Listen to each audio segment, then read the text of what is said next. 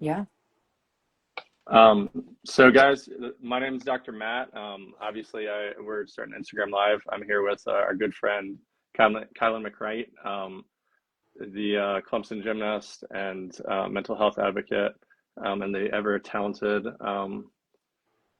herself. I'll let her introduce herself, and then I'll tell you guys a little bit about myself.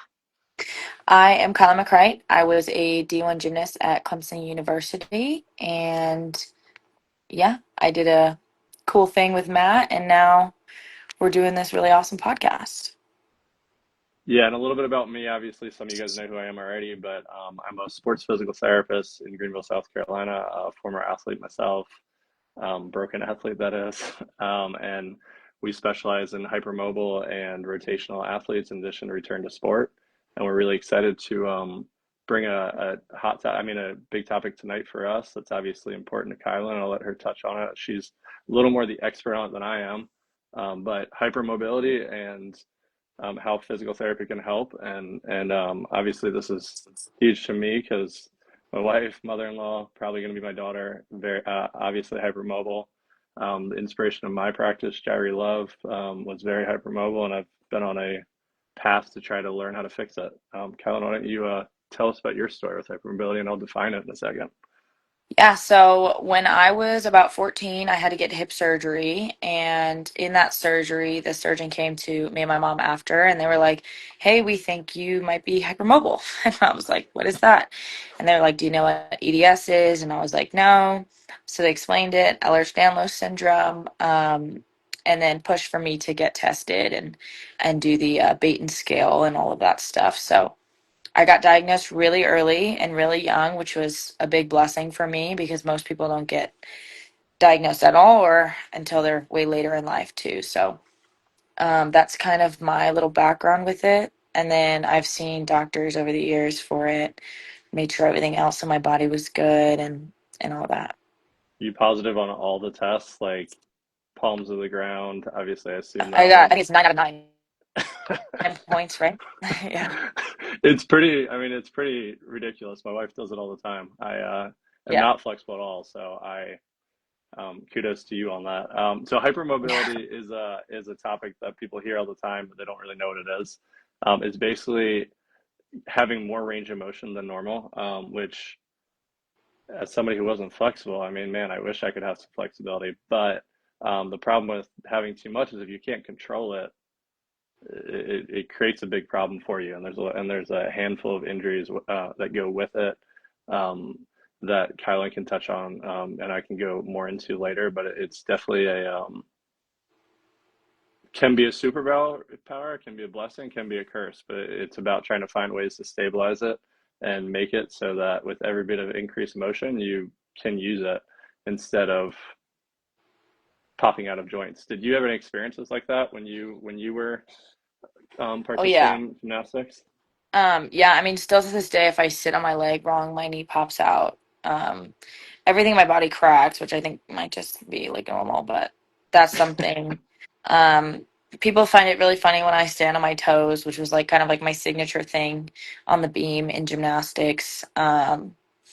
So yeah, just kind of stuff like that. My knees were really the only things that kind of give me issues. I have like subluxations all the time, like in my shoulders and stuff like that, but um, being flexible, especially in gymnastics, is so important. Like you have to be flexible for some things, but then it's also a big curse because if you're too flexible, it can be, you know, not really.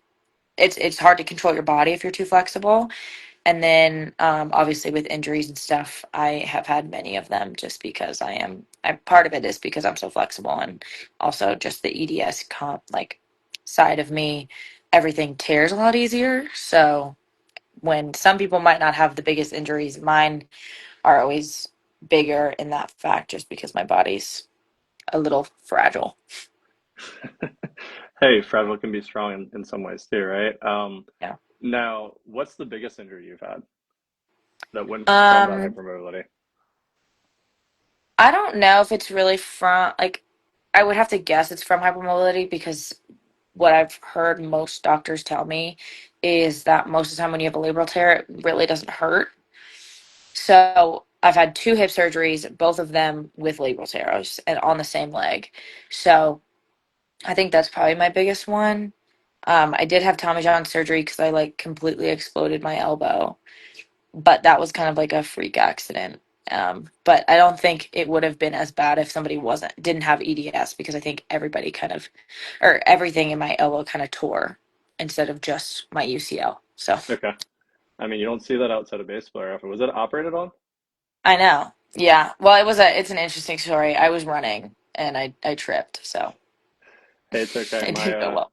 My first ever injury was running through a door and my finger got caught in it, so I can't judge. Um, I get now going back to that double-edged sword of flexibility. I mean, it can be a superpower. Why don't you touch on like your experience with that? What do you think of that superpower that comes to it? I mean, obviously in gymnastics, you need that more than anything.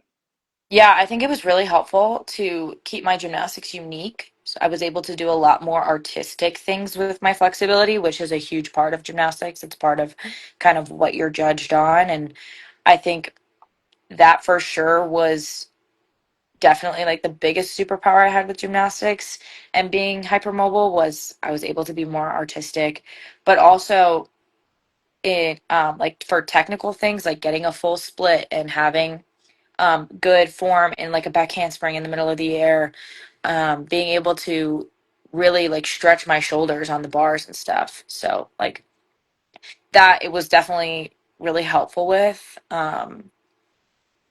for the artistry side of it. But, Sorry, I can't help but laugh at this comment by my brother that I've trapped many times in a trail running. Um, that would make sense though. I mean, you because obviously, I mean, your routine on beam, they called you the beam queen, didn't they?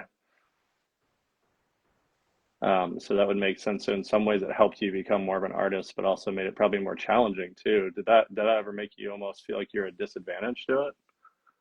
um, maybe not so much of a disadvantage. It was hard because my coaches always loved that I was flexible, and so they would put like the most body bending things in my routines, and so it made it harder to do like the routine just because I had more like intricate dance moves and stuff like that. um but I do think it was harder, just for me to be able to control my body, like instead of like, because I was so flexible, instead of doing a back handspring and having that back leg just completely fall down, I have to actually hold it up and be more conscious of that, which people who are not as flexible don't really have that issue. So it was harder to control my body, but um nothing else too crazy. Yeah, we talk about it with our baseball players all the time. You know, baseball players are hypermobile in their shoulders and some other areas. Some of those guys are really weirdly bendy, and a lot of times, if you teach them how to stabilize it, they can get better. But at the same time, their coaches don't really understand that. The more and Right. more you get, they want to give them more and more mobility, and that's even worse. I mean, our pros, I don't, a lot, some of them come in later in the off season, and you're like, well, we got to fix this, and that's Yeah. probably a big thing on your end too. Um, you obviously went through PT with it, and I'm going to touch on what I think. But what was your experience like with physical therapy in it? Because I remember you telling me you started at a very young age, like 14. Actually, I think I was my brother had gotten surgery when he was like 15, and that's when I started PT, was when all of that happened. So I would have had to been 15, 10. Wow, Yeah. So my mom was very into like trying to prevent any injury possible. love So that. I was always in PT. So I was doing a lot of proactive PT, and then also when I had gotten surgeries or gotten hurt, I was doing more reactive PT. But that was probably one of my biggest strong suits going into my first hip surgery is I had had so much PT for my hip under my belt already that I came out of it like so strong still and didn't have too much issues with the recovery process because I had built up that strength and muscles before. Love that. Yeah, no, and I mean, and obviously this is a little of an area of um, huge interest and passion on my end because physical therapy. I mean, for my sports story, I'm convinced that I maybe known about it maybe I would Mhm. have gone further, maybe not been so broken. But then looking at, I mean, I think back on my early days of consulting at Gonzaga College High School and helping some of those kids and how hypermobile half of them were. It's like it's like a superpower in its own right.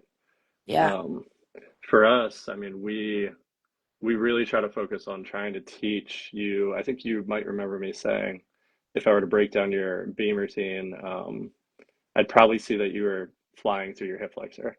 And it's yeah, trying to almost break, I mean, from my standpoint, it's breaking it down from a movement standpoint and teaching someone, seeing how they move, and then teaching them how they actually should move. But you almost have to start at the basics with someone who's hypermobile. And I think that's a big part with hypermobile athletes. You have to almost teach them how to actually use their core stability and start there and then start to go into the spectrum of trying to teach them how to use their extremities, trying to teach them how to actually not overly fire their hip flexor, which probably is going into what you were probably doing when you had that extra mobility, I'm sure. Um, absolutely. I think too, I was lucky to be diagnosed young, and so I learned, like the pelvic floor part of the core, which is huge in EDS, and learning how to control that, especially like the breathing exercises we did, like understanding that and how to do like um how to keep it tight, like especially in gymnastics even too. It's really important. And I was able to actually go see like a specialist EDS. I think I had like 3 appointments a week of me doing something for my EDS, whether it was strengthening, PT, specialized EDS doctor over here, like so many different things. And they really honed in on the pelvic floor component of it. So that's definitely a big part of it for sure. that's awesome. Did they unlock the diaphragm much? No, I'm not totally sure. Hey, you never I know. heard, I mean, it's too yeah. late, right? Yeah, and we think of the core. I mean, we think of the diaphragm. We think of the front musculature. I don't really call it. A lot of people obsess about which muscles are going. I think of it more as a functional front core, back, pelvic floor, and diaphragm. You get them working together, and the next thing you know, it's dangerous. And I wish that I had known that when I was young. I mean, teaching my MMA fighters is always fun, and trying to convince them to do that. But gymnasts, I tend to find are a lot more open. Did you feel like you were open learning that when you were young, or not really sure what's even to make of it? Yeah, I don't think I was really like sure what to expect and, and everything that was going on. It was a lot. So, um, And the science has changed so much now. You know, we can use force plates, we can use blood flow restriction, we can use other techniques in addition to manual therapy. Dry needling can get you out of pain. I guess in your case, though, we'd have to be careful about dry needling you in some ways because we don't want to give you more mobility than you already have. But you were probably dry needling a good bit, right? I think you told me you love dry needling. yeah, I do. I did it a lot in my hip. Um, that was kind of really the only place I did it. If I had like a weird like thing with my calf or something, but I did it mostly with my hip during season because it was the only thing I actually found that at least relieved a little bit of pain. Um, so yeah, I did love dry needling. Um, hey, I mean, there's nothing wrong with being addicted to it a little bit. I know I am.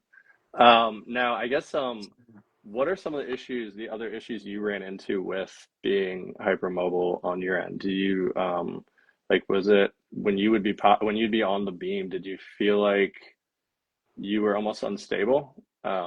Or There was a lot of times, I think it was more like when I was on one leg that I was more unstable. But there were a good amount of times where I had to be really, really cautious of what I was doing.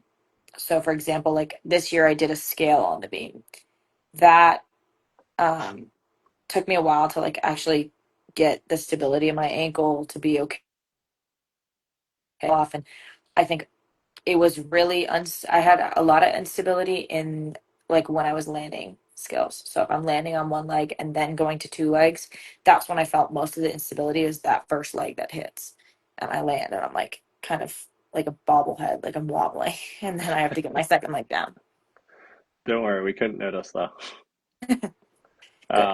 That, I can imagine. I mean, did you have to practice that a lot, or was it like did you eventually did you just zone it out and feel like you could go through the routine? Yeah. I think eventually it just was fine. There was some moments, like some of the moments, like I would have my shoulder sublux in the middle of the back handspring while I'm like hitting the beam. So that sucked because that like freaks you out, but you can't really Yeah, like stop in the middle of doing it. Um, so I would always be like, my shoulder popped out, which I know is not medically correct, but I would be like, oh my gosh, I'm gonna die. Anyway, um, so it did freak me out, but thank God that never happened in a competition. But when it did freak me out, it definitely took me some getting used to continue the skill. that makes complete sense. Now I want to go back and like watch all your beam routines and see if I see that. Yeah. Um, now, did your coaches ever like one thing that I always think of is like for hypermobile people, they don't really need to be stretched. I mean, I don't love stretching in the first place. I think it's outdated. I mean, it's important to a degree. Don't quote me on that, everyone, but there's a level too where I'd rather prime someone, and that's a big part of my approach. Is once I get someone better, and at Flashback, we believe we teach them how to get move, and then we prime the system and turn those exercises into actual PT exercises. Did your coaches realize like they shouldn't be without obviously throwing people under the bus, they shouldn't be stretching as much, or is that something you had to advocate for yourself? So I didn't actually really have that issue.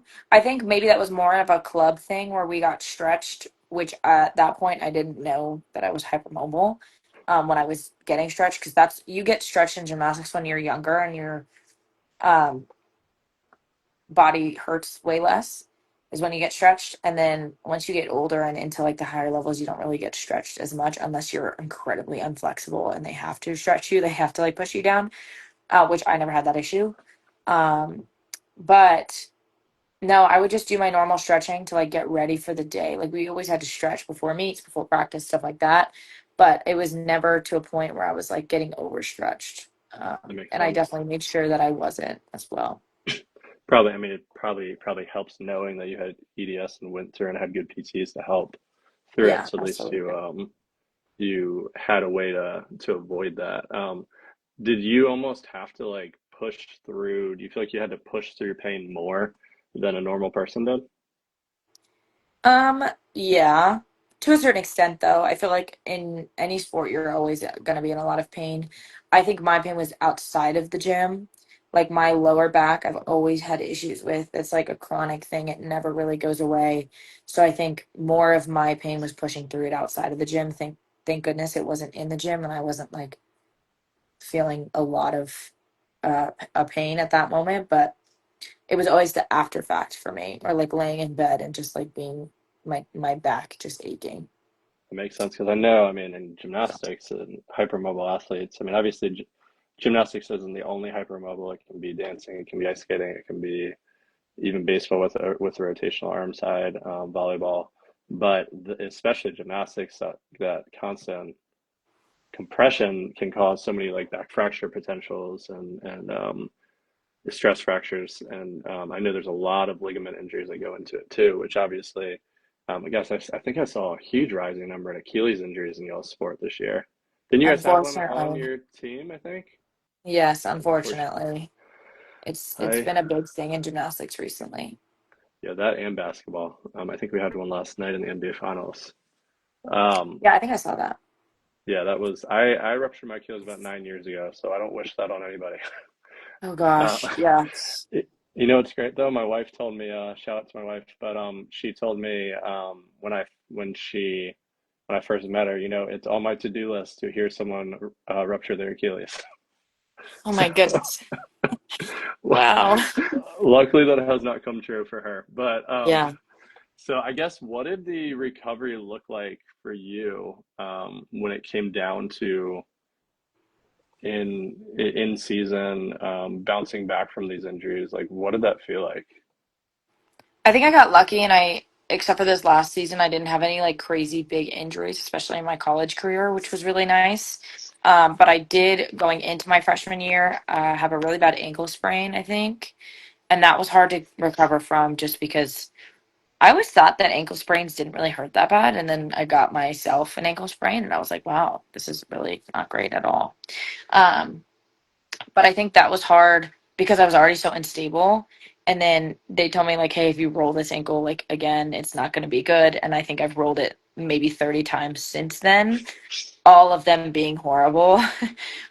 Because I'm always running and tripping over things or something like that. So I think that is hard because I'm already so unstable, and getting back to at least the stability I had before that, or hopefully more.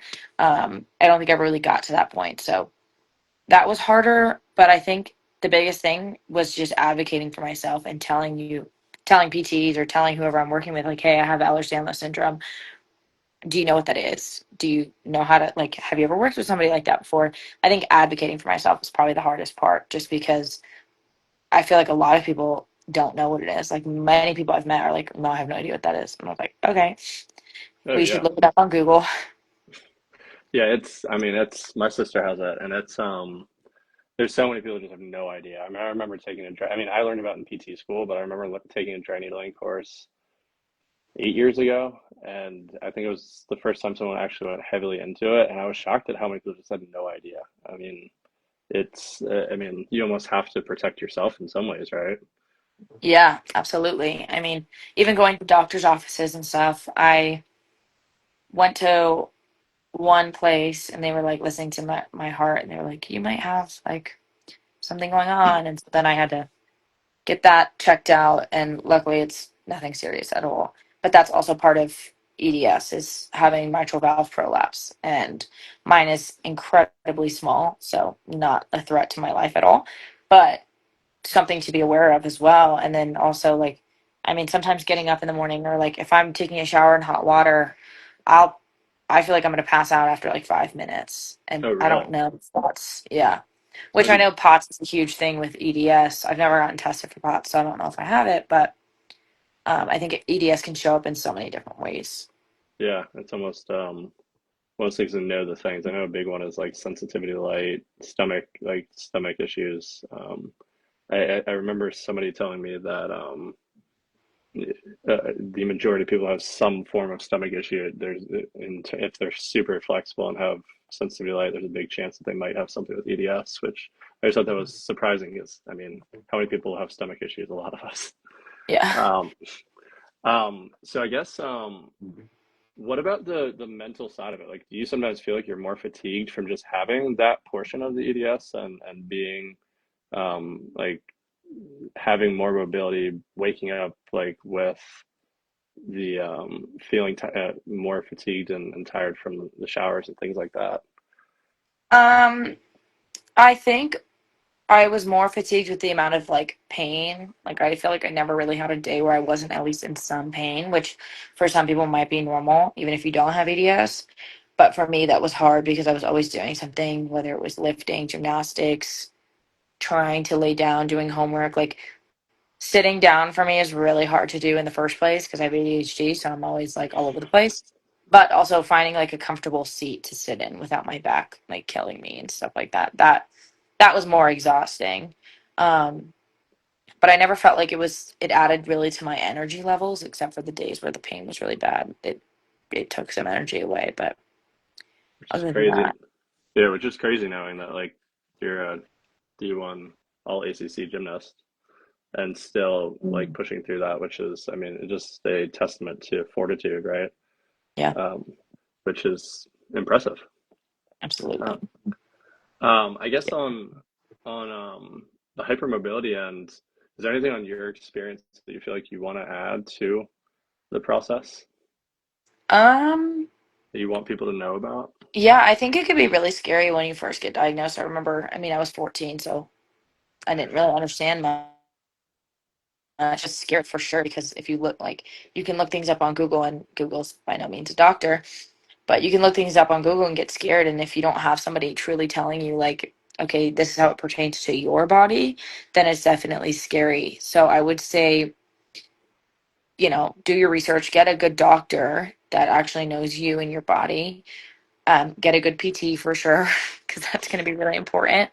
Um, but don't freak out right when you hear the diagnosis, if anyone gets diagnosed. But I think that was my biggest thing was I like got really scared. Again, I was 14. I was young. So, but I did get really scared and I was like, oh my gosh, you look things up and you see people with like really bad EDS and sometimes they have to be in a wheelchair because if they walk, their joints are not strong enough for that and stuff like that. So I think I got super scared at first, but definitely do your research and find a good doctor and advocate for yourself as well.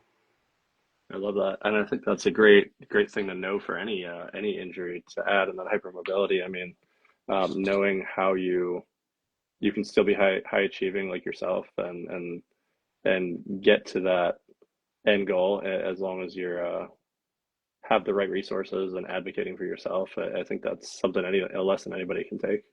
Absolutely. Um, well, cool. Well, you're obviously an inspiration on the hypermobility. I think PT and hypermobility. There's a lot of research that needs to be done.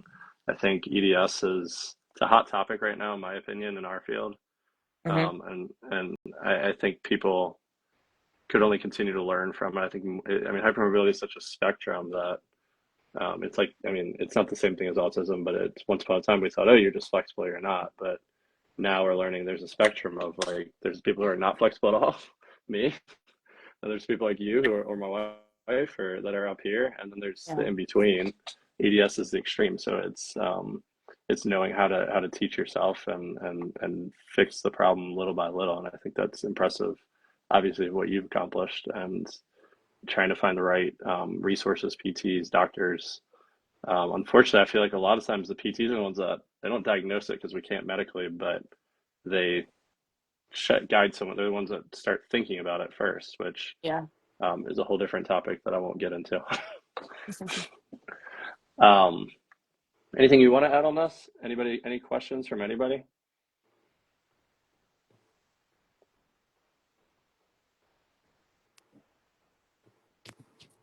Well, guys, we're gonna I think we're gonna close up, Kylan, right? Yeah, We're gonna start a continued series of this, so we'll have Kylan on again, hopefully in a couple weeks, and we'll continue. We're excited to continue to work through some of this stuff with Kylan and have some fun with this. I really appreciate Kylan taking time out of her day. I think she's a wealth of knowledge, and hopefully everybody can learn a little bit from her story, and hopefully I can add a little bit along the way. absolutely. Well, I appreciate you and thank you for having me. And I'm so excited to do this journey with you. And for everyone watching, we'll see you in next week or 2 weeks. I think it's 2 weeks. Perfect.